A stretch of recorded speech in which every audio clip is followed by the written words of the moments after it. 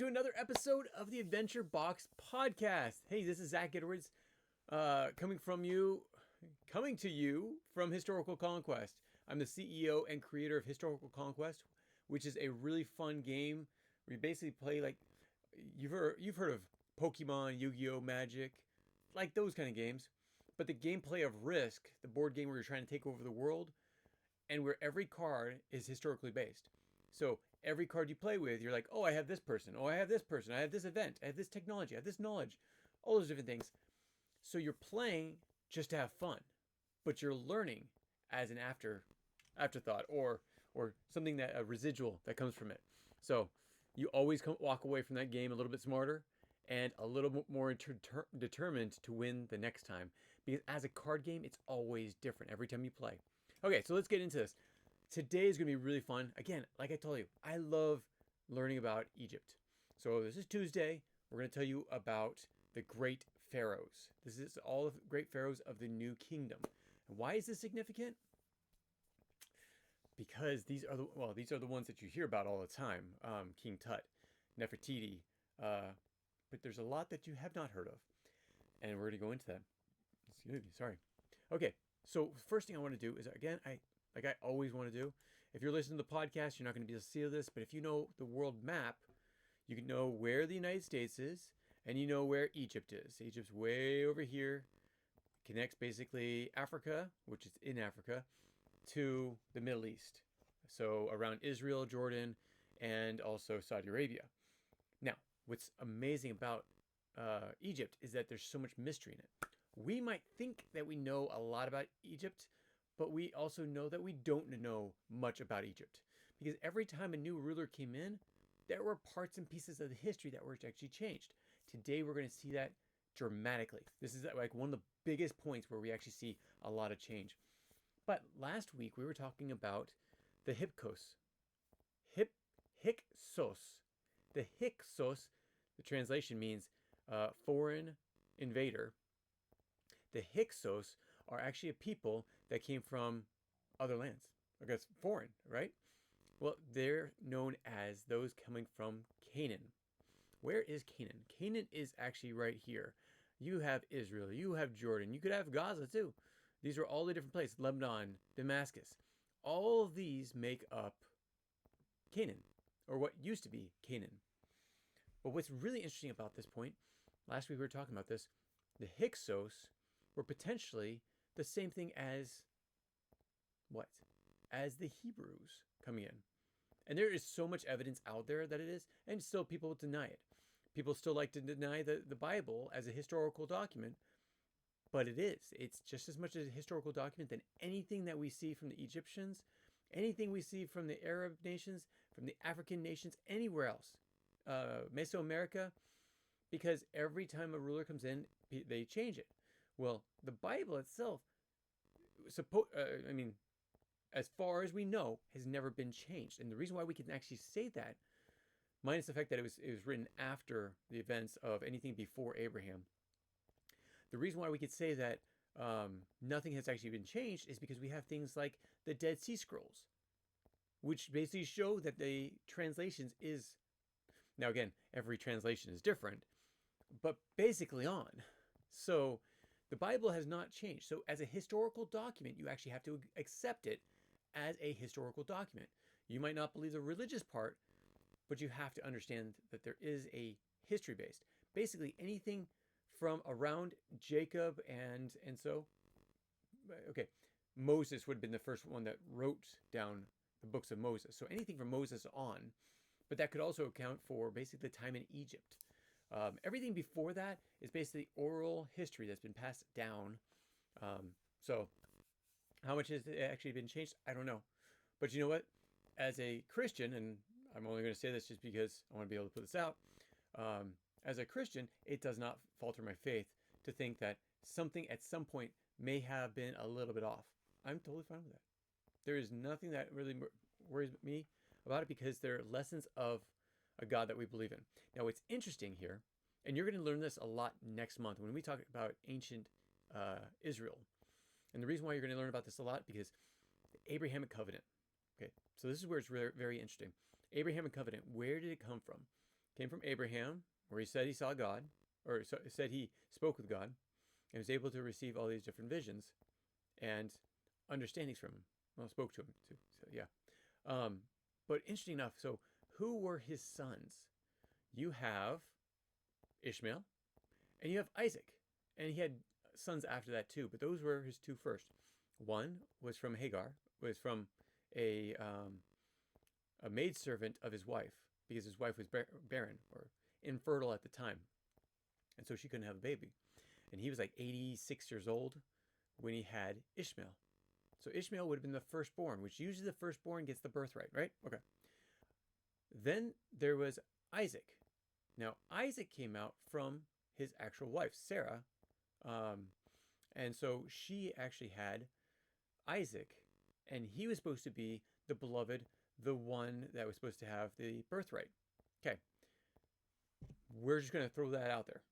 So Ishmael supposedly received that birthright. Isaac supposedly earned that birthright, except that the father had to give it to them. So in the Bible, you have it being given to who? To Isaac. In the Quran, you have it given to who? Ishmael. Very interesting. Two different religions, both touting about the same things. Okay, so that being said, the Bible should be used as a historical document. The Quran can too, except that was like 700 AD, 800, 7 to 800 AD. I think it's right before 700 AD. That's what it was. And so at that point, they're very far out from before. The Bible, though, if it was Moses that wrote it, was about 1000 BC, if not a little bit sooner. So that's also very interesting. So when we're talking about Egypt, we're going to be talking about Egyptian writing, right? But we also have to account that the Bible or the Hebrews writings also had part of the history of Egypt. Now, going on from there, this is where it gets really cool. Okay, so we have the Hyksos, who are Canaanites, or Canaanites and from that area. Okay, they are basically take over by migrating into Lower Egypt, which is the northern portion of Egypt. They've basically taken over this area. So what happens during this point? Let me ask you this. Okay, so I said the Hyksos were most likely Hebrew, right? They were Canaanites coming in, and those were most likely Hebrew as well. I was just reading this document yesterday, the day before. It was amazing. It was simply amazing because of what it actually, the theory that it had.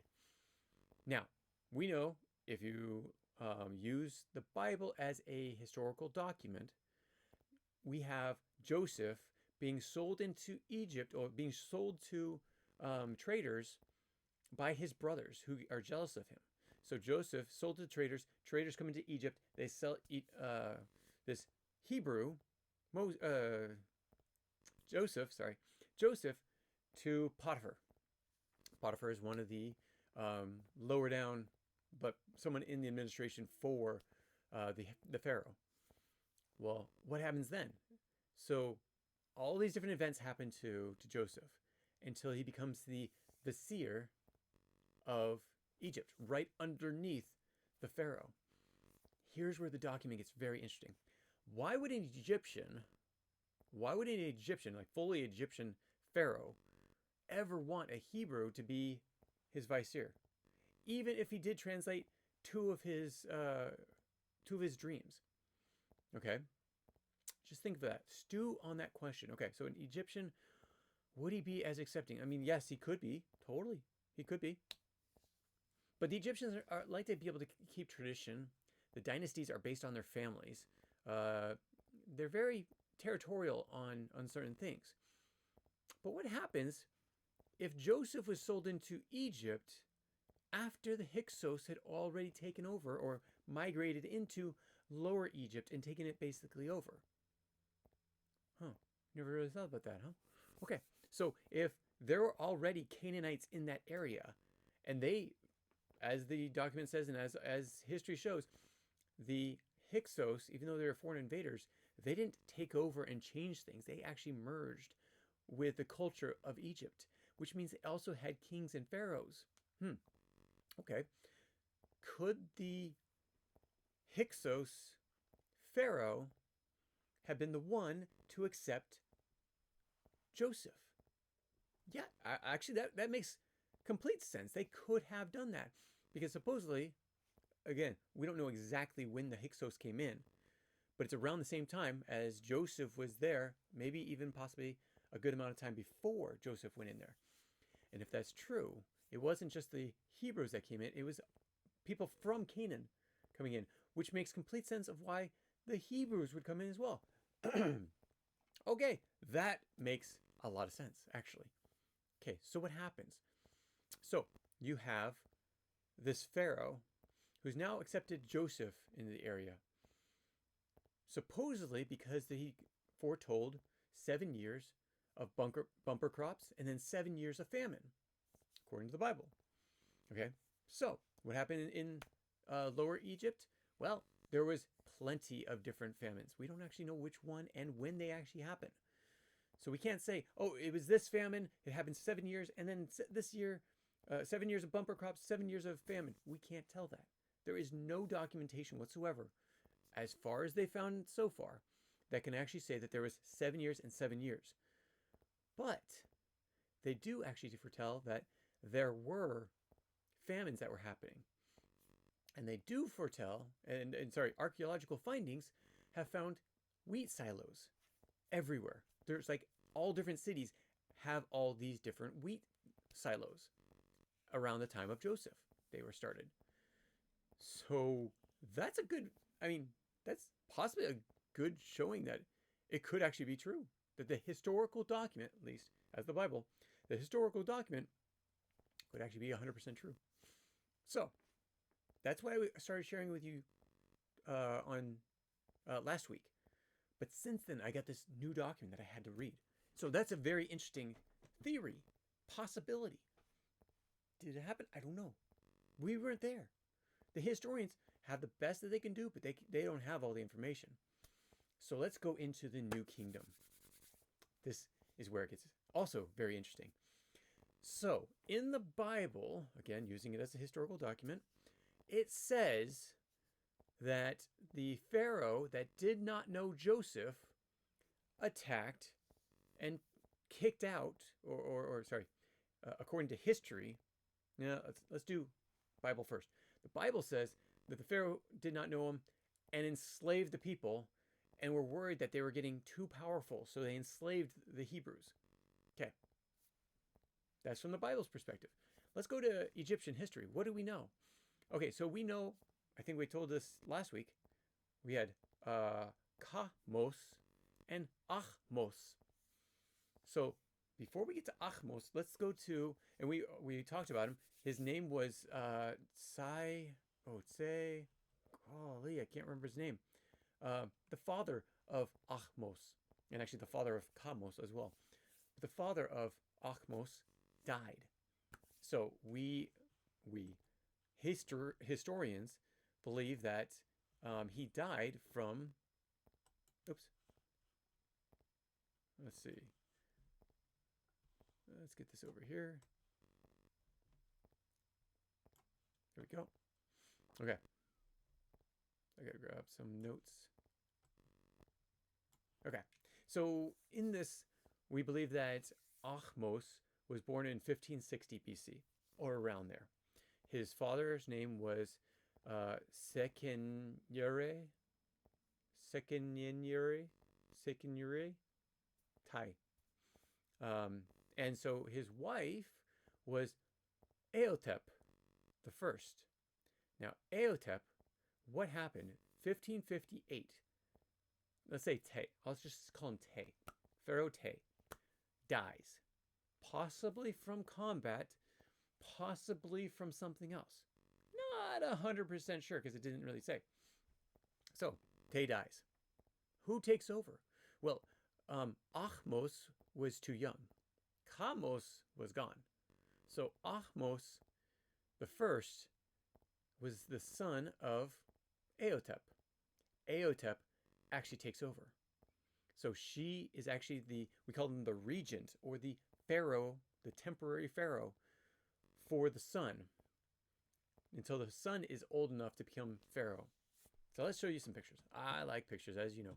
Let's show you a picture. Oh, so a lot of this history actually comes from these tablets. They're called stelas. So these stelas have the writings of history, as far as they're, one, translated correctly, and two, they weren't changed. As we know, rulers from before like to change other people's history. So this, if you can see it on our YouTube channel, is the mother, Aotep.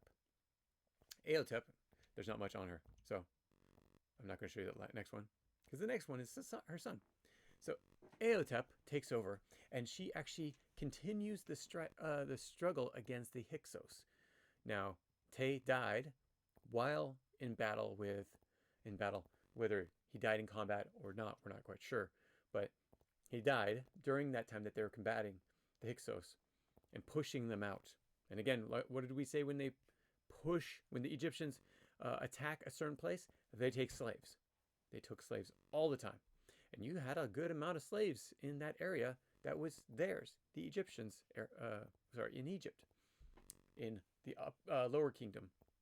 Okay, so you have Ahmose, who took over and basically runs the country until Ahmose was ready. So this, my friends, is Ahmose. Have a good look, gander. If you can't see this, you'll find a mummified head with his eyes sunken in, some other things around his head, shriveled up. He's pretty much mummified. He's very well preserved, I'll say. Okay, so Ahmose is shown in stone like this, or also in pictures like this. This is Ahmose killing the Hyksos. He's the one that's credited with going in and taking over the lower kingdom again, taking it from the Hyksos. Okay, so wait a second. Let's go back to the Bible. Bible said the Pharaoh that did not know Joseph took over and enslaved the Hebrews. Who is Ahmose?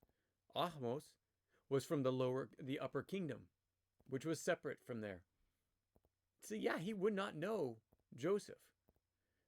If the Pharaoh that Joseph worked under was actually a Hyksos king, then there's no reason for Ahmose to actually know Joseph.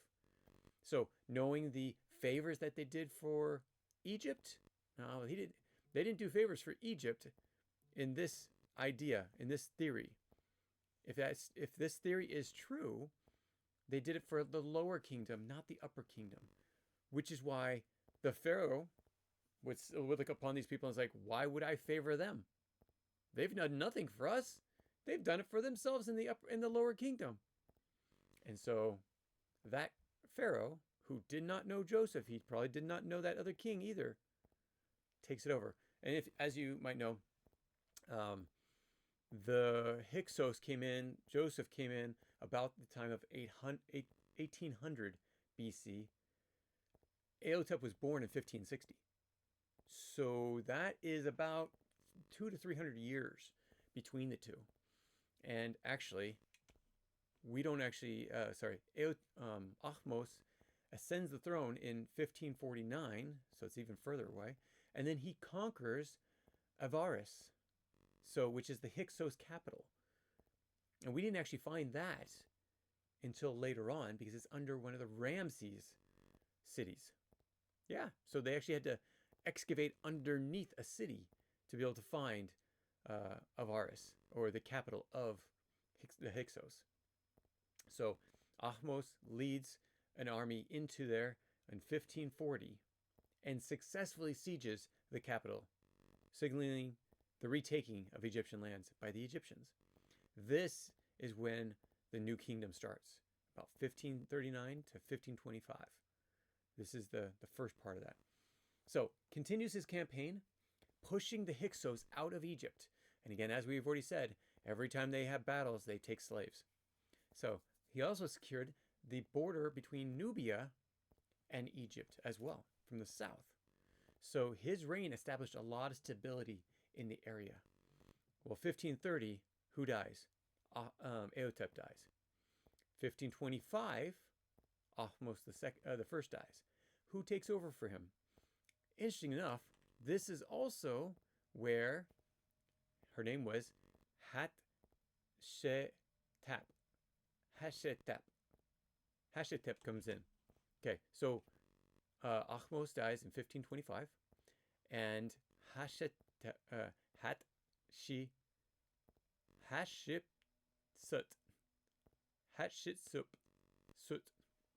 sorry, is born in 1505. So there's some other pharaohs during that dynasty that are in there at the time.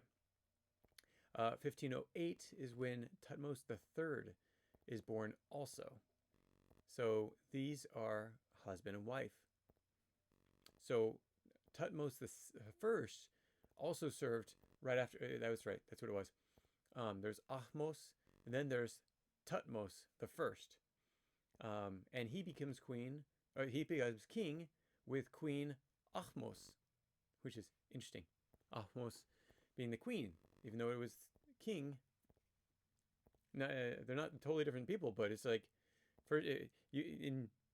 in the U.S. at least, our male names are not usually female names. Here, it went from a male to a female.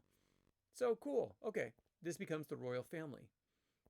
Okay, so then in 1592, Thutmose II ascends to the throne and becomes pharaoh. So Thutmose the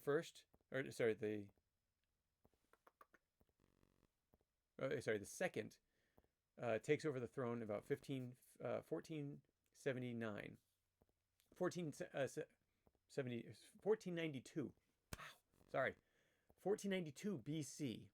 So at this time, Thutmose III is about 16 years old. But again, this is Thutmose II is now in control. He becomes king. He actually marries his half-brother, Hatshepsut marries her half-brother, Thutmose II. So half-brother, and they solidify. Now, back then, it was not a horrible thing for incest. Cousins, but even brothers. Yeah, so, yeah, that was a little bit strange. Okay, so hear this, though. Death of Thutmose I.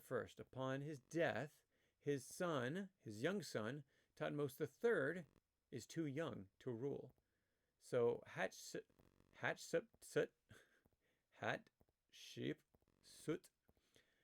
becomes regent. Another mother that takes over the kingdom. So we have Aotep, who took over before Ahmose. Now we have Hatshepsut. Wow, sorry. Who takes over for Thutmose the third because he's too young. Thutmose the third then becomes ruler later on. So by the time, let's see.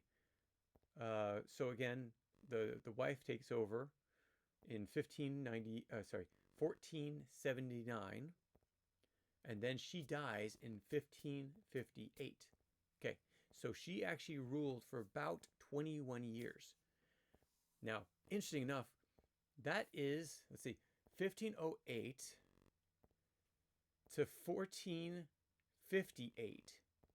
How in the world did she rule instead of her son? I don't think she wanted to give up any power.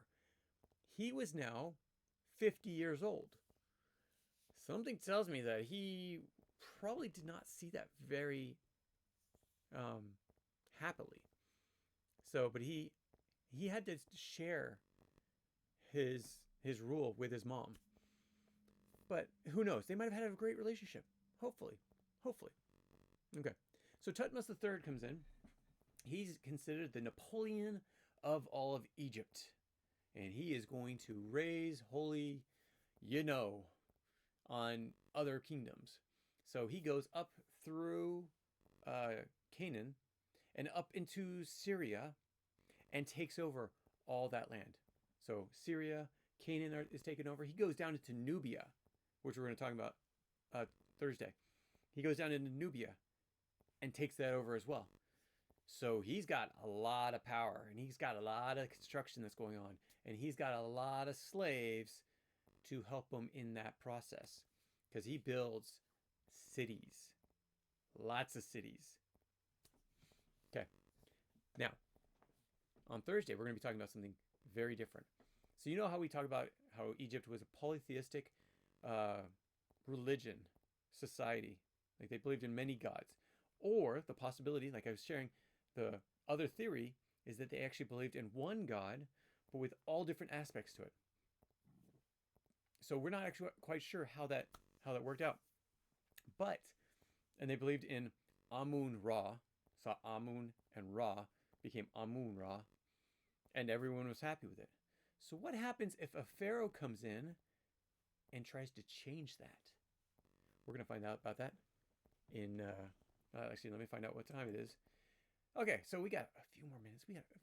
You want to hear about it? Let's go through it. Okay, so here we go. Let's go to Ahmose. There's Thutmose III.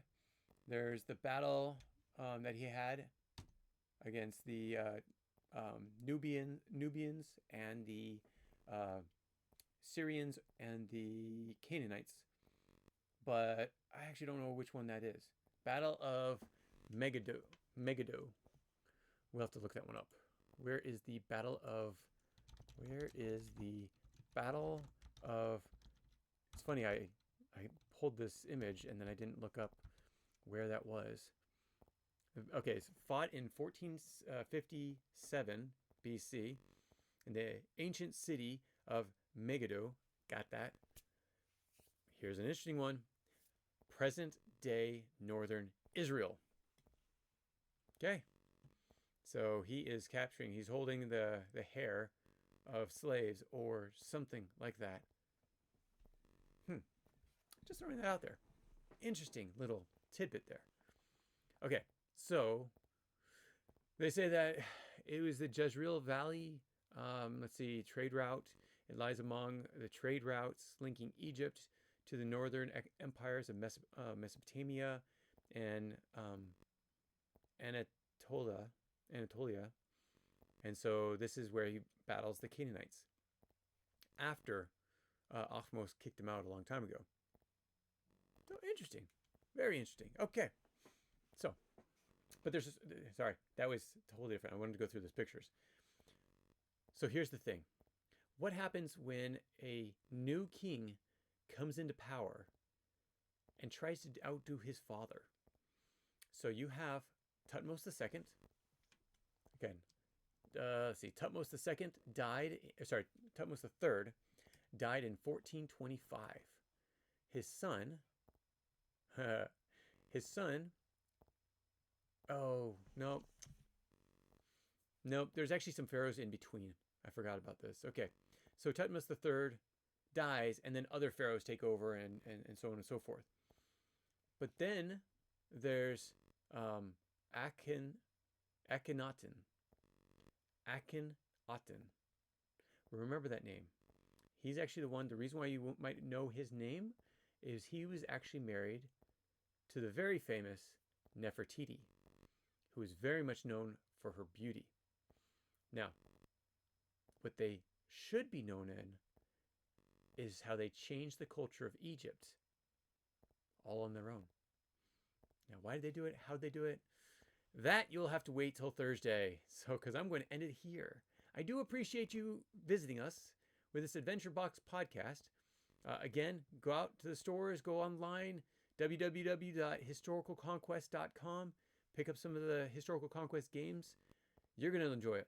You're going to have so much fun. It has everything about Egypt. It has all these different things about Egypt. It has everything to do with all different parts of world history. And you're just having fun playing it. So, thank you so much for joining me on this great Adventure Box podcast. And we will catch you on Thursday. Well, actually, we'll catch you tomorrow, where we talk about American history, colonial life. But if you want to learn more about Egypt, you're going to have to wait till Thursday, because we do it every other day. Thanks again. We'll talk to you soon. Bye-bye.